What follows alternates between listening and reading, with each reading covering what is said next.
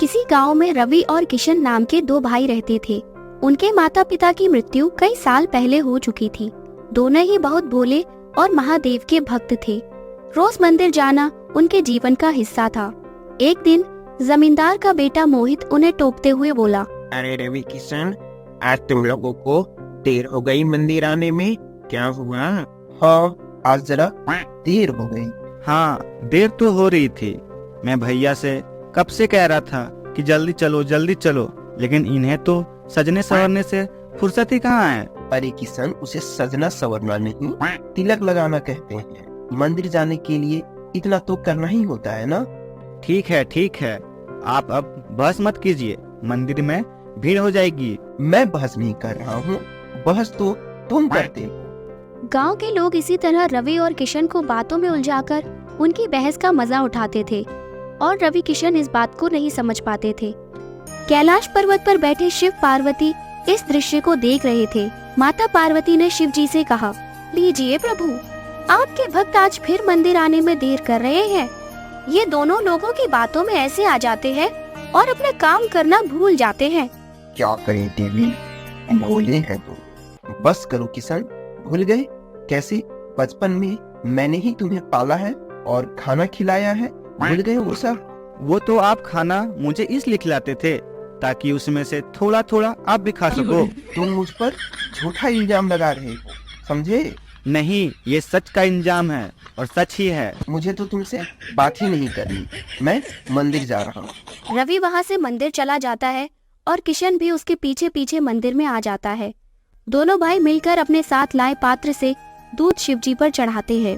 भोलेनाथ, भैया ने अपने लोटे पे ज्यादा दूध भरा था ताकि आप उन पर ज्यादा प्रसन्न हो जाओ और मुझ पर कम। ऐसा बिल्कुल नहीं है भोलेनाथ, हम सबको बराबर दृष्टि से ही देखते हैं, समझे किसान?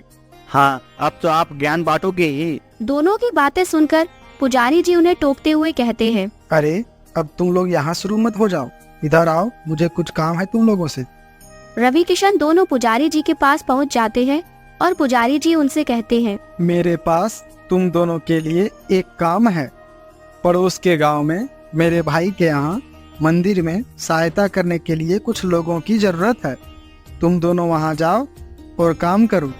कुछ काम करोगे तो पैसे कमाओगे, ऐसे आपस में लड़ने से कुछ नहीं होगा। ठीक है पुजारी जी, मैं तैयार हूँ, लेकिन आप भैया को समझा दो, वह मुझसे लड़ाई करता है, मैं नहीं करता। अरे यार, मैं कहाँ लड़ाई करता हूँ, तू ही हर बार कोई न कोई बात पकड़ लेता है। बस अब जाओ तुम लोग, सुबह निकल जाना। पुजारी जी की बात मानकर दोनों भाई अगले ही दिन दूसरे गांव के मंदिर में पहुंच जाते हैं और उनके भाई से मिलते हैं। देखने में तुम दोनों मेहनती लगते हो। महाशिवरात्रि आने वाली है, मंदिर में सजावट करनी, जिसका सामान लाना। मैं तुम लोगों को पैसे देता हूँ, तुम लोग जाकर बाजार से सामान ले आओ।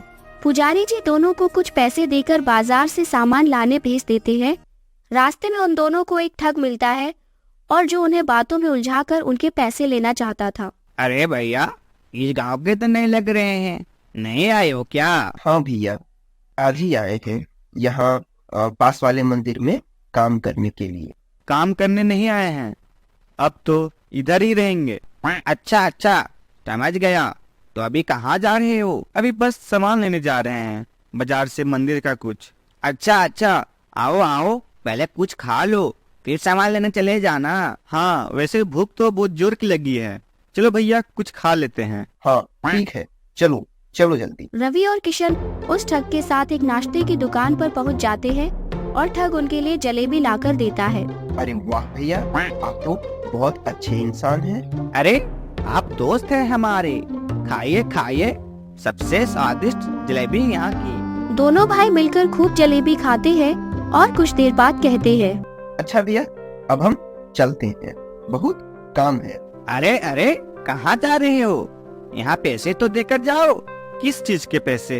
अरे भाई, जलेबी के पैसे, खाई तो बहुत स्वाद से। अब पैसे क्या मैं दूंगा? अरे नहीं, रुकिए, हम दे देते हैं। बताइए भैया, कितने की हुई जलेबी? 1000 रुपये हुए भाई साहब, 1000 रुपये। क्या 1000 रुपए की जलेबी? भैया चौक क्यों रहे हो? देखा नहीं था क्या? घी के जलेबी है, घी के, और ऐसे वैसे नहीं है। आपने भी कुछ स्वाद लेकर खाए हैं। चलो अब पैसे निकालो जल्दी। क्या हुआ भैया, दीजिए ना पैसे। कहीं आप लोग ये तो नहीं चाह रहे हैं कि मैं आपके पैसे चुकाऊंगा? हलवाई की बात सुनकर रवि किशन चौंक जाते हैं। पता नहीं किशन, अब तो भोलेनाथ ही कुछ कर सकते हैं।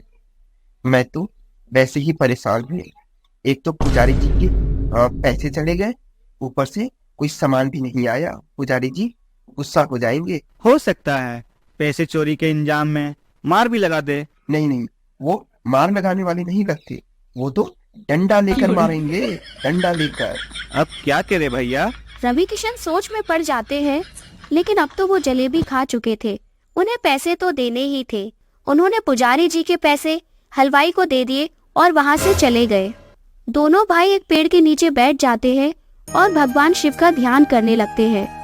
कैलाश पर्वत पर भगवान शिव मुस्कुराने लगते हैं और कहते हैं, देखो पार्वती, जलेबी कितनी महंगी पड़ी इन्हें। आप मुस्कुरा रहे हैं? इनकी सहायता कीजिए। रात हो चुकी थी। रवि किशन पेड़ के नीचे ही सो चुके थे। वो ठग भी अपने घर में आराम से सो रहा था।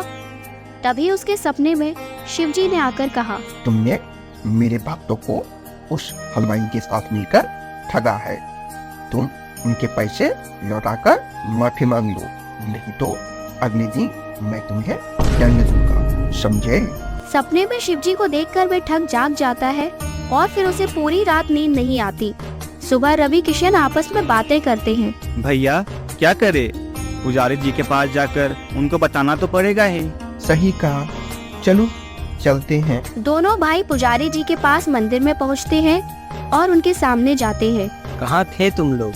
मैं कब से इंतजार कर रहा था। आज महाशिवरात्रि है और तुम लोगों ने सजावट का कोई भी सामान लाकर नहीं रखा और पूरी रात गायब भी थे। रवि किशन पुजारी जी को सारी बातें बता देते हैं और रोने लगते हैं। पुजारी जी उन पर गुस्सा होते हैं और कहते हैं, तुम लोगों ने बहुत गलत किया। मैंने तुम लोगों को काम दिया था, लेकिन तुमने जलेबी खा ली। मेरे पैसे वापस दो। पुजारी जी उन दोनों को डांट रही थी। तभी वह ठग दौड़ता हुआ मंदिर में आया और पुजारी जी के कदमों में गिरकर बोला, मुझे माफ कर दो पुजारी जी, मैंने ही इन दोनों को बेवकूफ बनाया था और 10 रुपए की जलेबी के 10,000 रुपए ले लिए। मुझे माफ कर दो और भोलेनाथ की दंड से बचा लो। रवि किशन, तुम भी मुझे माफ कर दो। समझ गया, तो ये सब तुमने किया है। तुमने भोले भाले रवि किशन को फंसाया और उनके पैसे लूट लिए। तुम अब भोलेनाथ से ही माफी मांगो। रवि किशन, तुम लोग भी मुझे माफ कर दे। पुजारी जी रवि किशन से माफी मांगते हैं और ठग उनके पैसे लौटा देता है। उस दिन के बाद से ठग ने किसी को बेवकूफ नहीं बनाया और रवि किशन को मंदिर में नौकरी मिल गई। भोलेनाथ ने अपने सच्चे भक्तों की मदद की और उनका साथ दिया। ऐसी और मजेदार कहानियों के लिए अपने पसंदीदा चैनल टुनी सांडी को सब्सक्राइब करें। Thank you. अगर आप भी बनना चाहते हैं एनिमेशन डिजाइनर और सीखना चाहते हैं ऐसा एनिमेशन बनाना, तो कांटेक्ट कीजिए दिए गए नंबर्स पर और लाभ उठाइए स्पेशल ऑफर्स का, जिनमें आप कम प्राइस पर बेहतरीन एनिमेशन बनाना सीख सकते हैं। तो जल्दी कीजिए, ऑफर्स सीमित समय के लिए है।